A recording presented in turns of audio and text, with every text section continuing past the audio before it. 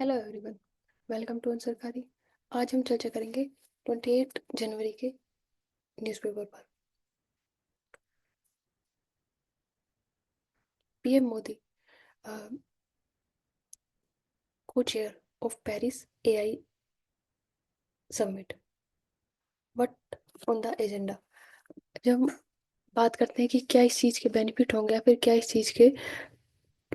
जोखिम होंगे, उन सभी के बीच में हम देख सकते हैं कि जब हम अम, बात करते हैं एआई की, तो एआई से रिलेटेड पहले भी समिट्स हो चुके हैं। जब 2023 में समिट हुआ था ब्लेची पार्क के अंदर, जिसमें एल्युमिनियम को किस तरह से यूज़ करना है या फिर कैसे एनवायरनमेंट फ्रेंडली तरीके से जो इतना ज़्यादा हार्म ना करे उन तरीकों को अपनाना है। उसके बाद जब हम सियाल 2024 समिट की बात करते हैं, उसमें भी इसी चीज़ के ऊपर चर्चा की गई थी कि एल्युमिनियम के मैन्युफैक्चरिंग के लिए उसमें किस तरह से ट्रांसपेरेंसी को बढ़ाया जाए और उन तरीकों को विकसित किया जा सके ताकि इफेक्टिव यूज़ के थ्रू उसको प्रमोट किया जा सके। जो हम बात करते हैं कि किस तरह से इंक्रीजिंग कंसंट्रेशन ऑफ पावर के ऊपर फोकस किया जा रहा है कि अगर एआई से रिलेटेड कोई भी देश किसी भी तरह का नियम लाता है तो किस तरह के एक्शन उनके द्वारा लिए जाएंगे। जब हम कंट्रीज़ की बात करते हैं तो सभी कंट्रियों के अपने अलग अलग लाभ हैं और उनके विचार हैं। जब हम यूके की बात करते हैं तो हम देखते हैं कि वो किस तरह से प्रमोट करता है कि इनोवेशन को प्रमोट किया जाए और उसके साथ साथ उनके ऊपर कुछ रेगुलेशन भी हो। जब हम यूएस की बात करते हैं तो यूएस की अप्रोच डिफरेंट हो जाती है कि किस तरह से इनोवेशन के साथ साथ जब हम ट्रेड की बात करते हैं या फिर कंपटीशन की बात करते हैं, चीज़ों को लेकर मोनोपोली की बात करते हैं, उस तरह का देखने के लिए मिलता है। चाइना की बात करते हैं तो चाइना भी इसी तरह के रवैये को अपनाता हुआ हमें नजर आता है। किस तरह कम से कम कीमतों पर चीज़ों को प्रोवाइड करवाया जाए ताकि जो भी एआई से रिलेटेड या और इलेक्ट्रॉनिक्स हैं उन सभी के ऊपर चाइना की क्वालिटी भी हमें देखने के लिए मिलती है। जब इंडिया की बात करते हैं तो इंडिया स्पेशली मेंशन करता है कि जो वेपनाइजेशन है उसको किसी भी तरह से सोशल मीडिया से रिमूव किया जाना चाहिए और उसके लिए जितने भी जो ज़रूरी स्टेप्स है उनको लिया जाना चाहिए ताकि सेफ्टी को प्रमोट किया जा सके। जब हम एआई की बात करते हैं तो तीन चैलेंजेस जो सबसे पहले आते हैं वो है कि किस तरह से गोपनीयता को बनाकर रखा जाए या फिर जो सिस्टम से रिलेटेड जो भी इश्यूज हैं उनको सोल्व किया जाए। तीसरा है कि कोई भी जब हम इंटेलेक्चुअल प्रॉपर्टीज़ की बात करते हैं या फिर उन सभी के अधिकारों का उल्लंघन ना हो, इन सभी को ध्यान में रखते हुए इस समिट के अंदर निर्णय या कुछ रेगुलेशन लिए जाएंगे। वहीं हमें रिसेंट में देखने के लिए मिला था कि अ, चाइनी चाइनीज कंपनी नेस्डेक के द्वारा डीप सीक जो एआई मॉडल है उसको तैयार किया गया है। जब हम चाइना और अमेरिका की बात करते हैं तो वहाँ पर हमें इश्यूज देखने के लिए मिलते हैं कि किस तरह से अमेरिका के द्वारा चाइना के ऊपर कुछ प्रतिबंध लगाए गए थे, जिनके द्वारा जब हम एनवीडिया की बात करते हैं, अदर टेक्नोलॉजीज की बात करते हैं, उनका ट्रांसफ़र या उनके द्वारा इंपोर्ट और एक्सपोर्ट के ऊपर रोक लगी थी। लेकिन चाइना ने डीप सीक एआई मॉडल के थ्रू एक बहुत ही किफ़ायती दामों में एआई मॉडल प्रोवाइड करवाया, जो कि जब हम माइक्रोसॉफ्ट, एनवीडिया या फिर जो भी जितने भी अदर एप्पल, सभी टेक्नोलॉजीज या फिर जो भी टेक कंपनीज हैं उनकी बात करते हैं, जिनका कहना था कि उनसे कम प्राइस में कोई एआई मॉडल को बना ही नहीं सकता अगर वो फ्री में भी चिप प्रोवाइड करवाए, तो उसका खंडन किया, जिसके कारण हमें देखने को मिला कि जो शेयर मार्केट है फिर जो उनके अंदर काफ़ी ज़्यादा गिरावट जो है हमें देखने के लिए मिली थी, जिसका सबसे बड़ा रीज़न यही था कि चाइना के द्वारा किफ़ायती और मिनिमम प्राइस पर डेप्सीक जैसे जो एआई मॉडल है उसको तैयार किया गया।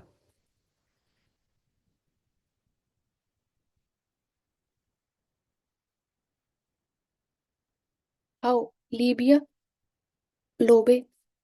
सरदेसाई जो become the voice of Goa liberation struggle,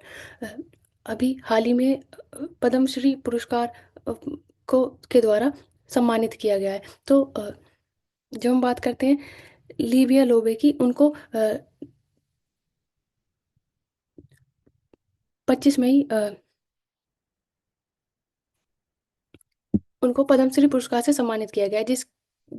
जिनका गोवा लिबरेशन में एक महत्वपूर्ण योगदान था। उनके द्वारा अंडरग्राउंड जो रेडियो स्टेशंस स्थापित किए गए, जिसके माध्यम से जब हम फ्रीडम ऑफ वॉइस की बात करते हैं कि किस तरह से पुर्तगालियों के द्वारा जो रंग भेद या फिर इस तरह की नीतियां चलाई जा रही थी, उनके बारे में लोगों को अवेयर किया गया। उनके द्वारा किए जाने वाले ब्रॉडकास्ट के माध्यम से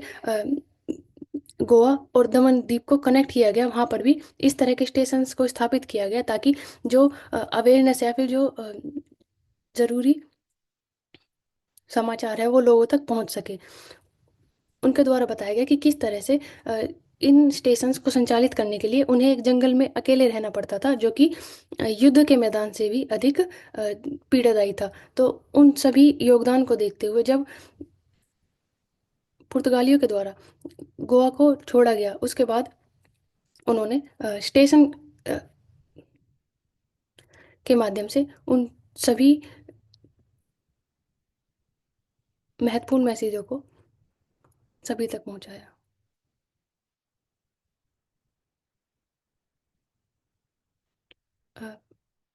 prime minister Modi speak to Trump on phone say committed to a trusted partnership. जब हम अमेरिका और इंडिया की बात करते हैं, तो इशूज़ को लेकर देखा जाए तो इमिग्रेशन, HIV वीज़ा और जो टैरिफ रिलेटेड मैटर्स है, उनके रिलेटिव रिसेंट टाइम में इश्यूज देखे जाते हैं। जब बायलैटरल रिलेशंस की बात करते हैं तो भारत अमेरिका के ऊपर जब हम आर्म्स को लेकर, जो लाइट वेट हेलीकॉप्टर्स को लेकर या फिर चिनूक, उन सभी के लिए निर्भर है,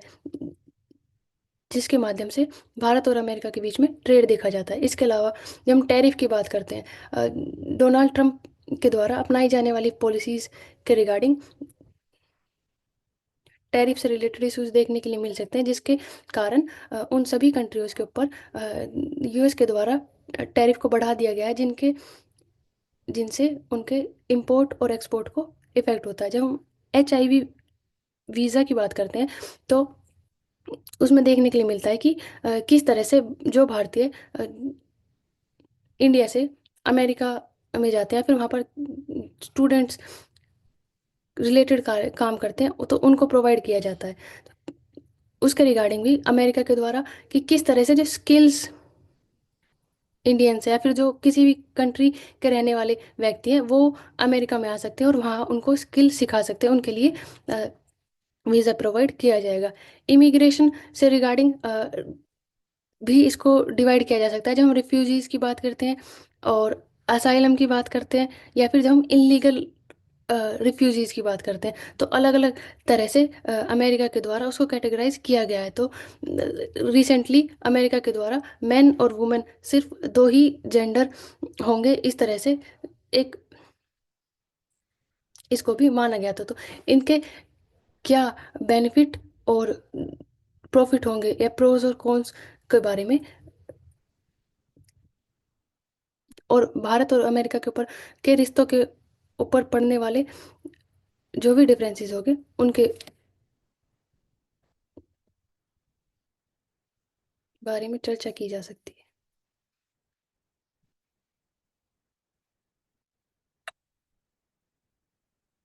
इंडिया टाइज विद इंडोनेशिया।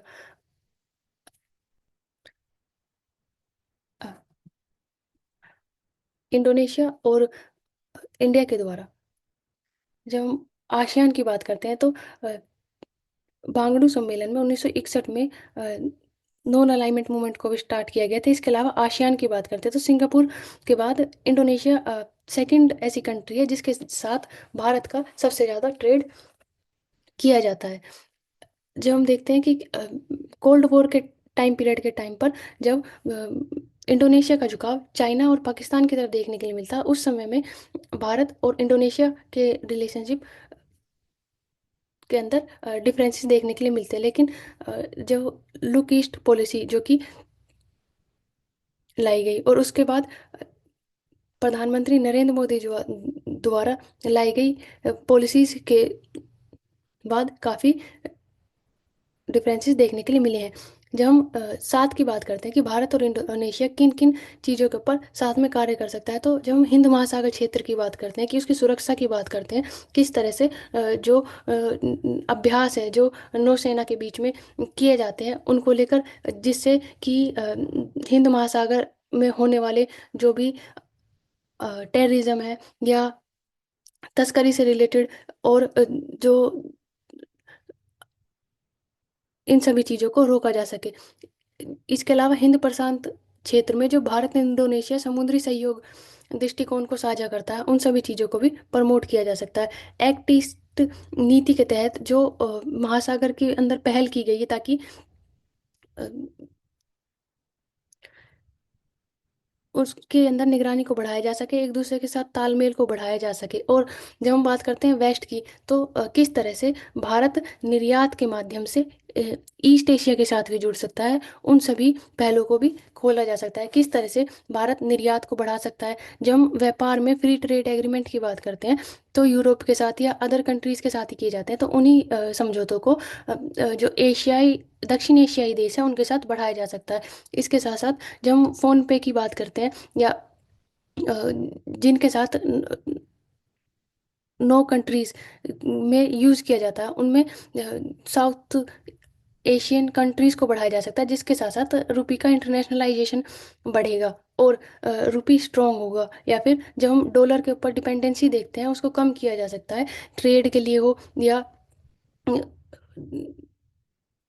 और भी चीज़ें जो भी निर्यात या आयात की जाती हैं। अ,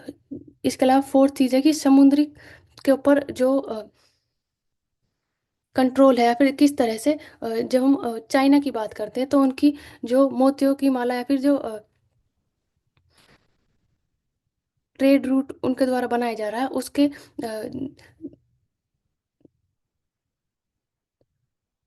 विकल्प के तौर पर भी कुछ रास्तों को बनाया जा सकता है।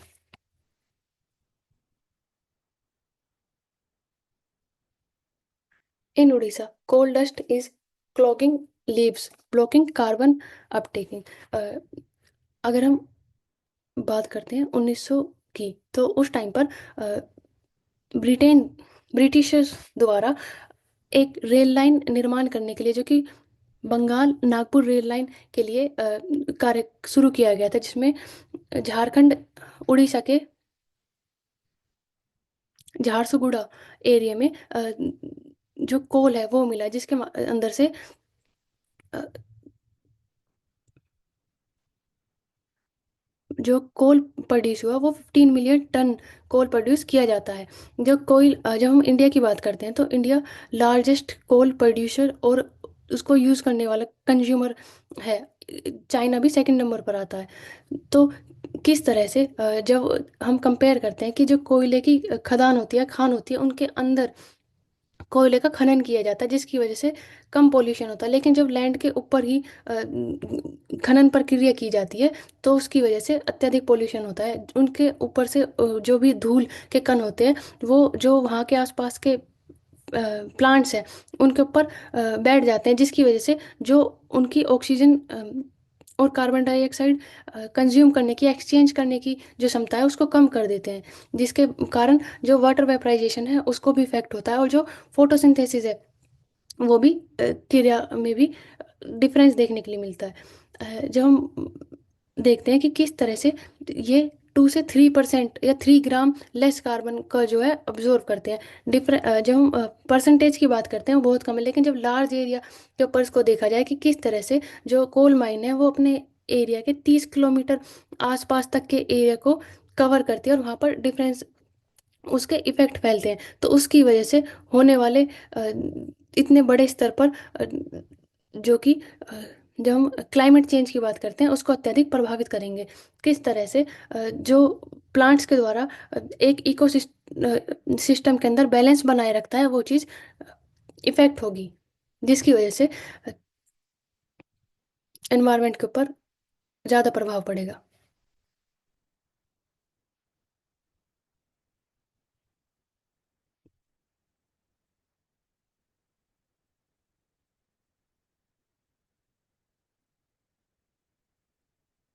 Getting drunk on homeopathy. Recently supreme court का जजमेंट आया था कि किस तरह से भगवती मेडिकल हॉल वर्सेस जो central drug standard control organisation है, उनके अगेंस्ट में देखने के लिए मिला था। जब हम बात करते हैं 1940 के ड्रग्स एंड कॉस्मेटिक एक्ट की, जो कि ये बोलता है कि अगर हम अल्कोहल की बात करते हैं, जो कि अल्कोहल ट्राच का जो यूज़ है वो अगर 12% यूज़ है, तो किसी भी एलोपैथिक के द्वारा सिर्फ 30 ml की बोतल के अंदर ही सेल किया जा सकता है। अगर 100 ml की बोतल का यूज़ किया जा रहा है तो वो सिर्फ हॉस्पिटल्स के द्वारा ही किया जा सकता है। तो जब हम रूल की बात करते हैं तो रूल 106B के अंदर इस चीज़ के ऊपर फोकस किया गया है कि इस तरह से होम्योपैथी जो इंडस्ट्री है वो इसको अनलॉफुल बोलते हैं और इसके अगेंस्ट केस किया गया था। इसके डिफरेंस देखे जा सकते हैं कि जब हम ड्रग्स की बात करते हैं तो उनके अंदर अल्कोहल का यूज़ ज़्यादा मात्रा में किया जाता है कंपैरेटिवली। जब हम अल्कोहल की बात करते हैं जो कि कंज्यूम करने के लिए यूज़ की जाती है, जब हम हाईएस्ट स्ट्रॉन्ग बियर की बात करें तो उसमें 7% अल्कोहल यूज़ की जाती है। जिन स्टेट्स के अंदर अल्कोहल बैन है, बिहार और गुजरात, उनके अंदर इन ड्रग्स को अल्कोहल के अल्टरनेटिव के तौर पर यूज़ किया जाता है, जिसकी वजह से इशूज क्रिएट होते हैं कि किस तरह से जब हम शेड्यूल 7 की बात करते हैं, जिसके अंदर अल्कोहल से रिलेटेड जो टैक्स स्लैब है उसको स्टेट के अंदर दिया गया था, जो कि जीएसटी लागू होने से पहले 4% जो मेडिसिन है उनके ऊपर लगाया जाता था, जो कि एक्साइज ड्यूटी एक्ट 1955 के तहत था। जीएसटी आने के बाद इस चीज़ को चेंज कर कर 18% स्लैब के अंदर रख दिया गया है। अगर हम डिफरेंस देखें तो स्टेट का जो टैक्स है वो सिग्निफिकेंटली लो हो गया है। तो उसके रिगार्डिंग सेंटर और स्टेट के बीच में भी इशू देखने के लिए मिलते हैं कि उस चीज़ को कौन कंट्रोल करेगा। इसके अलावा जब हम नेगेटिव इफेक्ट्स की बात करते हैं तो हाई क्वांटिटी कि जो अल्कोहल से रिलेटेड ड्रग्स है, अगर उनको रेगुलरली कंज्यूम किया जाएगा तो वो हार्मफुल है ह्यूमन बॉडी के लिए। तो किस तरह से उसको रेगुलेट किया जाए और रोका जाए, और इनका जो प्रबंधन है वो स्टेट के अंदर किया जाए या सेंटर के अंदर। इसके अलावा जब हम बात करते हैं उद्योग की, तो किसी के द्वारा भी उद्योग या फिर आजीविका पर रोक नहीं लगाई जा सकती। इसके तहत जो होम्योपैथी या फिर की इंडस्ट्रीज है उनके ऊपर उनके द्वारा उठाए जाने वाले सवाल कि किस तरह से जो अल्कोहल टीचर्स है उनको उनके ऊपर परसेंटेज या फिर मिनिमम क्वालिटी की क्वांटिटी से अधिक अल्कोहल रिलेटेड ड्रग्स ना बेचने के ऊपर रोक लगाना गलत है। तो इन सभी इश्यूज के रिगार्डिंग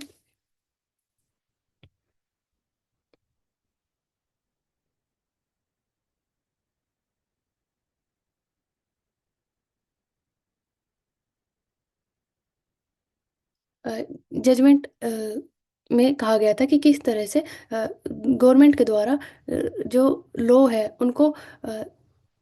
कंडक्ट किया जाए और होम्योपैथी इंडस्ट्री से रिलेटेड जो इश्यूज है उनको सोल्व किया जाए।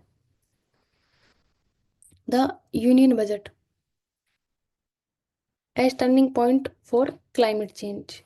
Climate action. जब फिजिकल ईयर 2025-26 बजट की बात करें तो उसके अंदर 4 से 5 पॉइंट्स के ऊपर चर्चा की जा सकती है। पहला है कि किस तरह से कि बजट में किन चीज़ों को प्रायोरिटाइज किया जाएगा कि जो गवर्नमेंट के टारगेट है उनको पूरा किया जा सके। जैसे कि 2030 तक 500 मेगावाट की जो रिन्यूएबल सोर्स की क्षमता है उसको हासिल किया जाए। इसके अलावा पीएम सूर्य घर मुफ्त बिजली योजना और जो विंड रिलेटेड योजना, और जब हम renewable energy service company module की बात करते हैं उसको इफेक्टिवली ट्रांसफॉर्म किया जाए, और जो इंफ्रास्ट्रक्चर है उसको मैनेज किया जा सके, ताकि जो लो इनकम हाउस होल्ड है उनको भी उसके अंदर इन्वॉल्व किया जा सके और उन्हें भी उन सभी चीज़ों का बेनिफिट पहुंचाया जा सके। जब हम सेकंड बात करते हैं तो सेकंड बात पॉइंट की बात करें तो ईयू के द्वारा जो मैकेनिज्म यूज़ किया गया है इंडिया के अंदर, उस तरह को उसको किस तरह से यूज़ किया जाए कि जो यूरोपियन यूनियन है उनके द्वारा कार्बन बॉर्डर एडजस्टमेंट मैकेनिज्म को इफेक्ट में लाया जाएगा 1 जनवरी 2026 से, जिसके बाद जो भी बजटरी इंटरवेंशंस होगी, जो प्रोजेक्ट इंडिया के अंदर एक्सपोर्ट किए जा रहे हैं, तो उनके अंदर कंपटीशन है वो बढ़ जाएगा। इसके साथ साथ जो कार्बन से रिलेटेड टैक्स है उसमें भी 20 से 50% का इंक्रीज देखने के लिए मिलेगा, जिसके लिए सबसे बड़ा चैलेंज जो है वो एमएसएमईज के लिए क्रिएट होगा, जो कि कंट्रीब्यूट करती है 30 से 45%, 30% जीडीपी के अंदर और 45% एक्सपोर्ट के अंदर। तो क्लाइमेट एक्शन फंड को किस तरह से मैनेज किया जाए या फिर सक्सेसफुली इनिशिएट किया जाए कि जो एमएसएमई सेक्टर है उसको नुकसान ना हो और जीडीपी और एक्सपोर्ट को कंटिन्यूसली बढ़ाया जा सके। किस तरह से ग्रीन ट्रांसफॉर्मेशन को अपनाया जाए, इसके लिए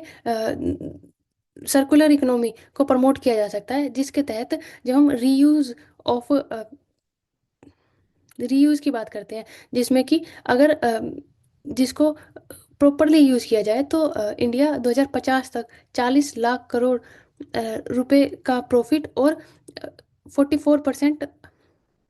जो ग्रीन हाउस गैस इमल्शन होता है उसको रोक सकता है। तो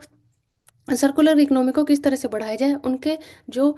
इंफ्रास्ट्रक्चर है उसको डेवलप किया जाए, और उससे रिलेटेड बजट को किस तरह से स्टेब्लिश किया जाए कि वो green sovereign green bond framework को स्पेसिफाई करें, और जो फाइनेंशियली सर्कुलर इकोनॉमी को प्रमोट करने के लिए बनाने के लिए जो चीज़ें बजट का एक पर्टिकुलर हिस्सा उसके लिए भी स्पेसिफाई किया जाए। फोर्थ बात करते हैं कि बीमा कंपनीज की किस तरह से जो इंश्योरेंस कंपनीज है वो रेगुलेटर से उनको प्रमोट किया जाए कि insurance regulation and development authority of India 2023-24 की रिपोर्ट के अनुसार देखने के लिए मिलता है कि उसमें डिक्लाइन देखने के लिए मिला 4% से वो 3.7% हो गई फिजिकल ईयर 2024 में। तो जो कंपनीज एनवायरनमेंट से रिलेटेड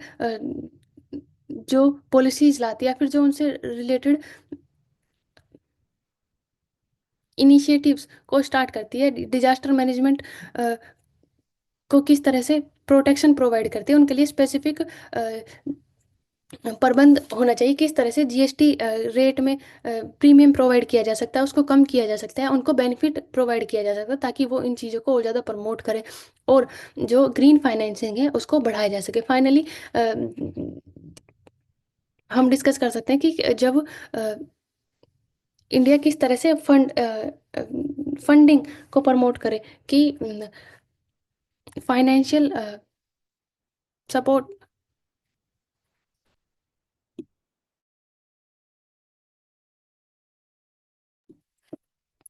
जो ग्रीन फाइनेंसिंग को प्रमोट किया जा सके, इन्वेस्टर्स को ये कॉन्फिडेंस दिलाया जा सके कि इंडिया के अंदर निवेश किया जाए, जिसके लिए जो कोऑपरेटिव टैक्स है उसको कम किया जा सकता है, या फिर जो कुछ नियम है उनके अंदर बदलाव किए जा सकते हैं, ताकि जो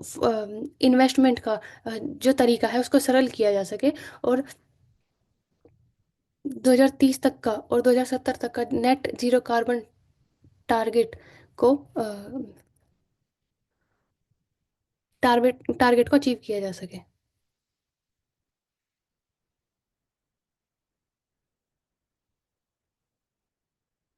डस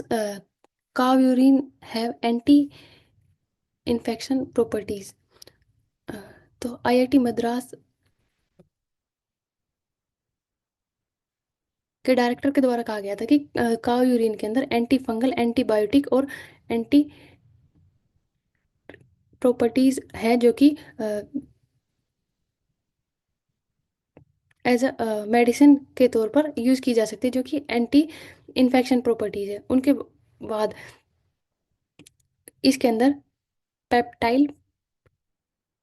प्रोफाइलिंग से फिजियोलॉजिकल जो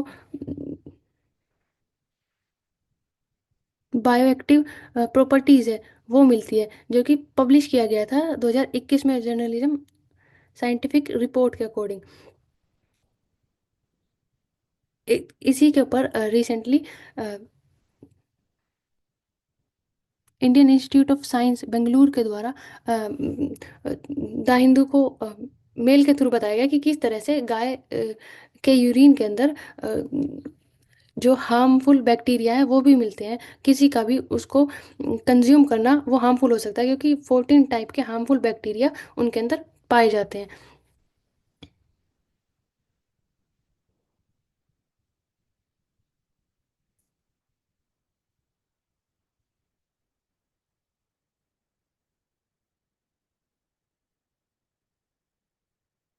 budget 2025 energy plan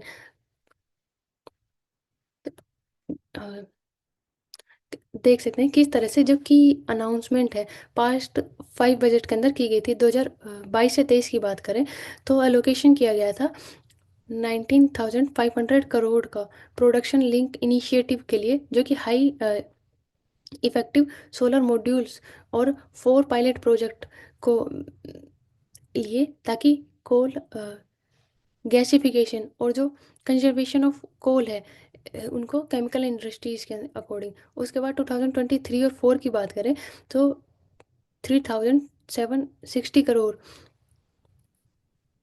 viability gap funding batteries के लिए, एनर्जी स्टोर सिस्टम के लिए प्रोवाइड की गई थी। इसके अलावा 4,000 megawatt our cumulative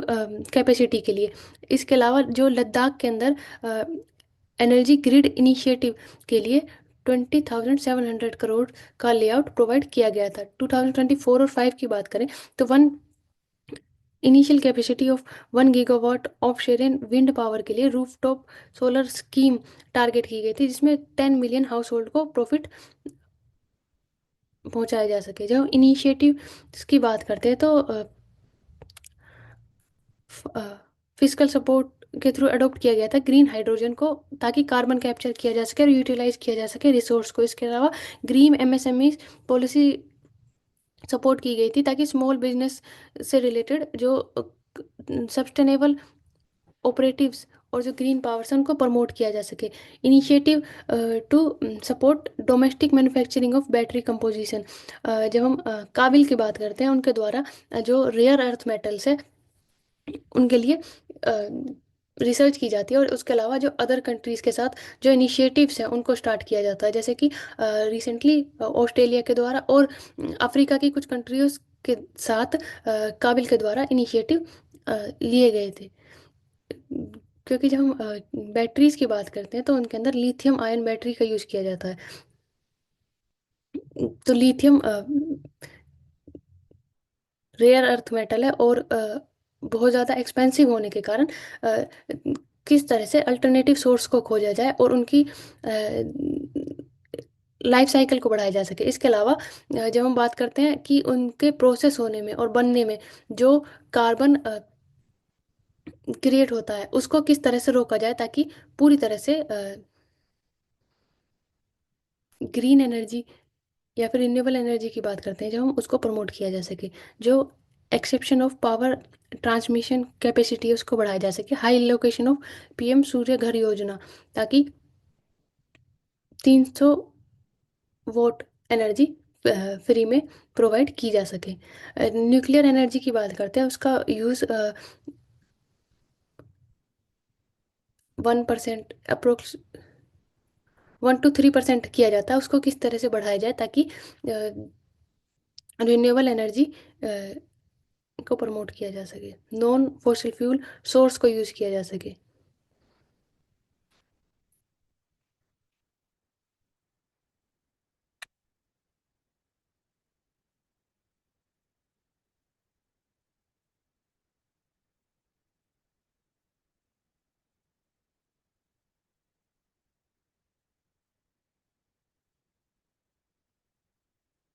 social media that borrowing for the gram. Recent time में सोशल मीडिया का यूज़ बहुत ज़्यादा बढ़ता हुआ दिखाई देता है। किस तरह से जो चीज़ें नेसेसरी नहीं है उनको भी नेसेसरी के रूप में देखा जाता है कि एक वर्चुअल फॉर्म ऑफ रिप्रेजेंटेशन के लिए लोगों के द्वारा डेप्थ लिया जाता है कि किस तरह से उस लाइफस्टाइल को फॉलो किया जा सके। लेकिन जब हम बात करते हैं इन्फ्लुएंसर्स की, उनके द्वारा किए जाने वाले चीज़ों के प्रमोशन की, तो उसमें अ, सिर्फ चमक धमक के अलावा हमें यह देखना भी अनिवार्य है कि किस तरह से अ,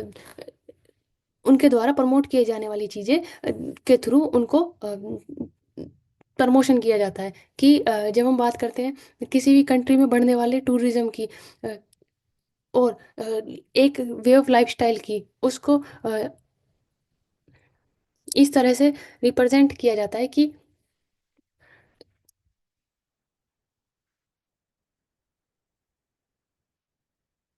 सब कुछ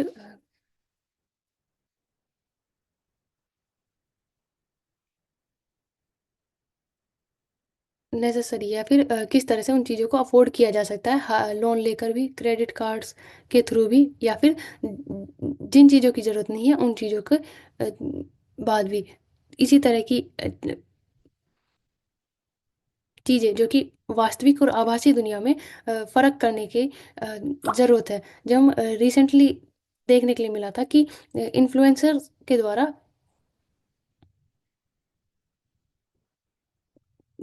सुसाइड किया गया, तो किस तरह से जो आभासी दुनिया है उसके साथ साथ हमें जो वास्तविक दुनिया है, दोनों को समझना और किस तरह से चीज़ों को करना चाहिए, उनकी समझ को होना अनिवार्य है। क्योंकि जब हम देखते हैं कि सोशल मीडिया का यूज़ बहुत ज़्यादा बढ़ गया, लाइक शेयर्स और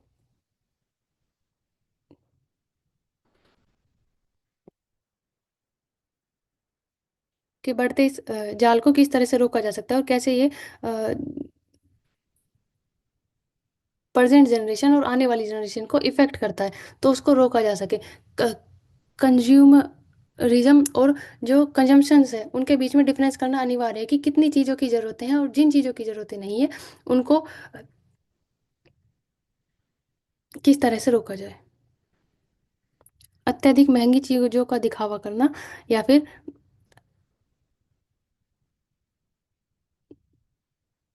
उस तरह की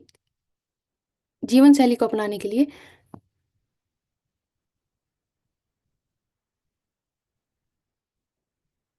अत्यधिक लोन लेना, जो कि निकट भविष्य में समस्याएं उत्पन्न कर सकता है।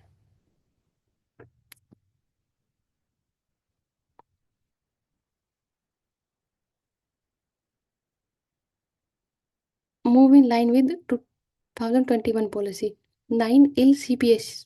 is headed for close।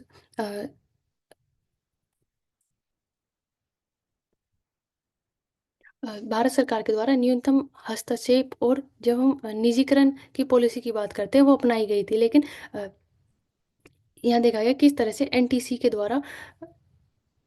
344 crore का लॉस हुआ 2021 में। PEC की बात करें तो 340 करोड़ का लॉस, और STC का 1083 करोड़ का लॉस देखने के लिए मिला। जो कंपनीज भारत सरकार के लिए घाटे में चल रही है और जिनके ऊपर रिटर्न जनरेट नहीं किया जा सकता, या फिर जिनका निजीकरण भी करना संभव नहीं है, उनको क्लोज किया जा रहा है।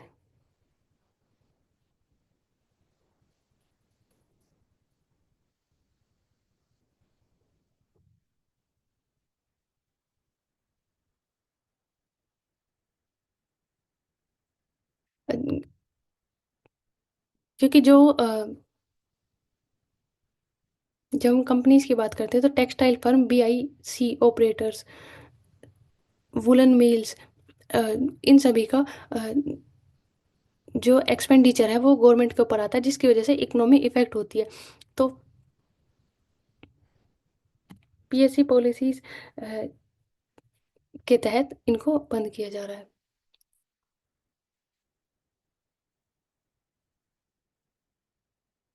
RBI step in to inject liquidity. तो रिसेंटली देखने के लिए मिला था कि रुपी डॉलर के कंपैरेटिवली वीक होता जा रहा है, जिसकी वजह से जब हम लिक्विडिटी की बात करते हैं तो उसको मैनेज करने के लिए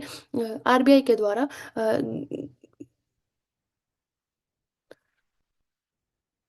ओपन मार्केटिंग ऑपरेशंस के थ्रू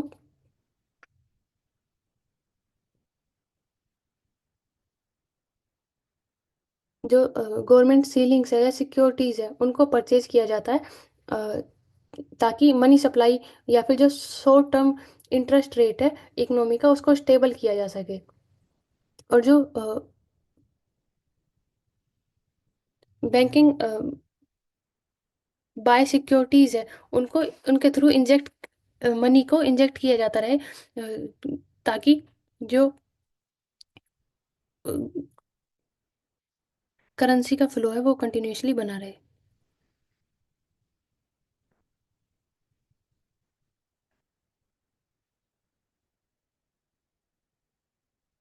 जब हम लिक्विडिटी डेफिसिट की बात करते हैं तो किसी भी बैंकिंग सिस्टम में जब लिक्विडिटी का जो घाटा है वो लगातार होते होते उच्च स्तर तक पहुंच जाता है, तब लिक्विडिटी डेफिसिट देखने के लिए मिलता है, जिसके लिए जब हम इंडिया की बात करें तो यह 2.39 ट्रिलियन रुपीस तक बढ़ चुका है।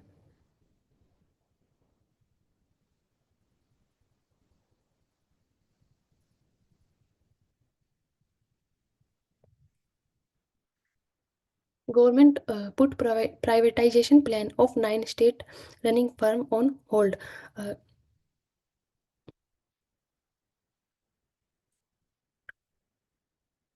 जो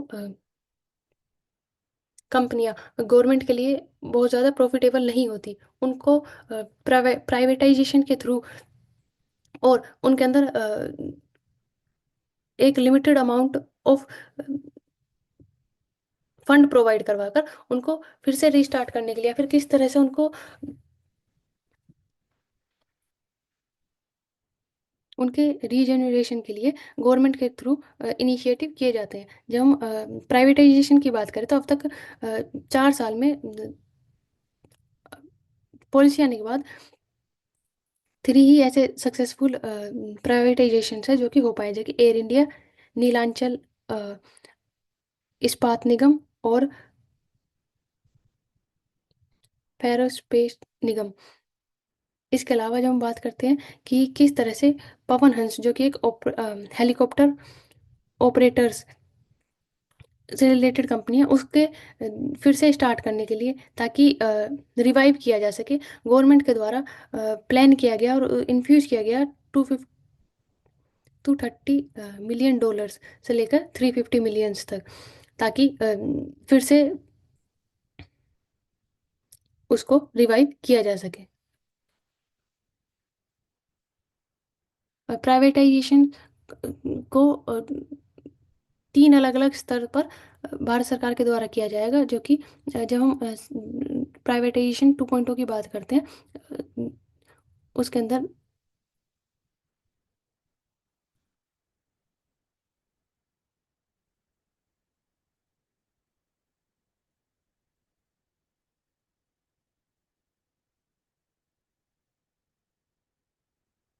जेस्पे set to become first unicorn of 2025। जब हम यूनिकॉर्न की बात करते हैं तो कोई भी स्टार्टअप जो कि $1 बिलियन से ज़्यादा की वर्थ रखता है उसको स्टार्टअप यूनिकॉर्न बोला जाता है। तो जिस पे जब हम फंडिंग की बात करते हैं तो कंपनीज के द्वारा हाई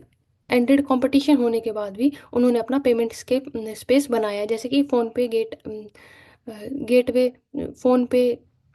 कैश फ्री जैसे सर्वर होने के बाद भी उन्होंने अपनी फंडेड की। जब हम आर्केस्ट्रेशंस की बात करते हैं, जो कि जिसपे के द्वारा प्रमोट किए जा रहे हैं, जिनके थ्रू वो यूएस और यूरोपियन यूनियन की जो स्मॉल ट्रेडर्स हैं, या जब हम मिडिल साइज बिजनेस की बात करते हैं, उनको ओपन सोर्स पेमेंट प्रोवाइड करवाएंगे, जिसके थ्रू वो कनेक्ट कर सकेंगे।